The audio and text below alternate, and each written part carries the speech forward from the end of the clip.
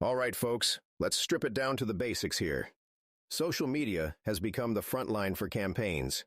Forget newspapers and cable networks controlling the narrative. These platforms let politicians bypass all that and hit voters directly. You ever hear about Obama back in 2008? His team took social media and turned it into their secret weapon. They mobilized a grassroots army like pros, targeting young folks who'd never seen the point in voting before.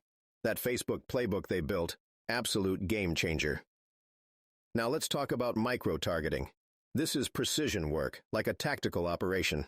Platforms like Instagram and TikTok turn every voter into a unique contact. Personalized ads drill down to zip codes, ages, heck, even hobbies. They don't just talk to you, they study your every move online, then send messages custom-built to sway you. It's like finding a specific address in a city with a laser pointer. And campaigns? They're using strategies straight out of the military playbook. We called it adaptability in the field. A mission succeeds when you adjust, communicate clearly, and hit the target. Social media has forced politicians to do the same thing, running fast, precise operations to lock in every vote. It's not scattershot, it's sniping. Adapt and execute, or you're out of the game. Now here's where it gets dicey, folks. Social media campaigns aren't all warmth and sunshine. Sure, they connect people, but they're also a battlefield, and not everyone's playing fair. Misinformation, what I call info grenades, is getting chucked around everywhere. You know, take the 2020 U.S. elections. Social media platforms were flooded with all sorts of junk. Fake headlines, clickbait, hell, even false voting dates. That's not just sloppy, that's sabotage. Think about Nigeria, where over 154 million people are online. Social media there is exploding. Politicians use it to gear up, mobilize voters, get people talking, but it's a double-edged sword. While some folks are learning about new candidates, others are getting drowned in echo chambers. That's when you're only hearing your side of the story, no outside input. It fractures stability, dividing voters into hardened camps. Divide and conquer, right?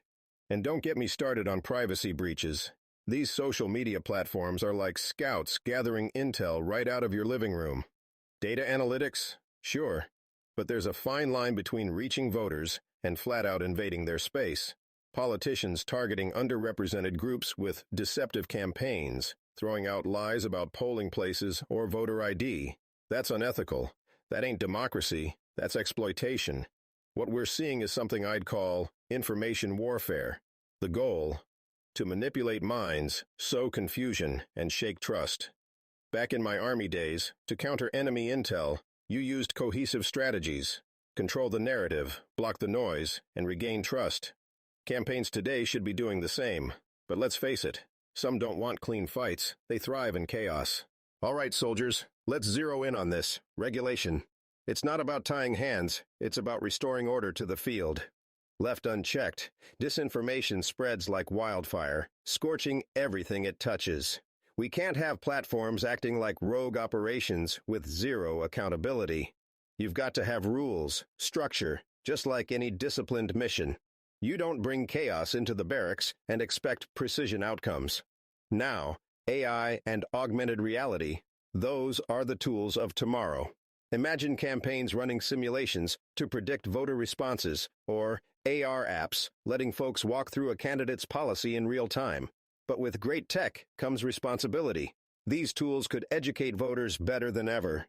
Or they could be misused to mislead faster and deeper than we've seen before. Discipline, people, it's the difference between a mission accomplished and a catastrophic failure. Here's what I'd call for. Ethical governance. Just like a strong chain of command, social media platforms need to hold themselves accountable. Fact-check disinformation. Fine-tune those algorithms that create echo chambers. Make them assets for good, not weapons for harm. How do you stabilize the battlefield? You establish discipline, cut out the chaos, and protect the integrity of the mission. That's how you win.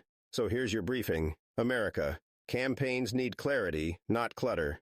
Regulations shouldn't choke innovation. They should guide it, aim it true. It's not a war against technology. It's a fight for ethical use. Let's make sure we're not just winning campaigns, but doing it the right way, the clean way, the disciplined way. And that, folks, is the way forward. See you out there. Dismissed.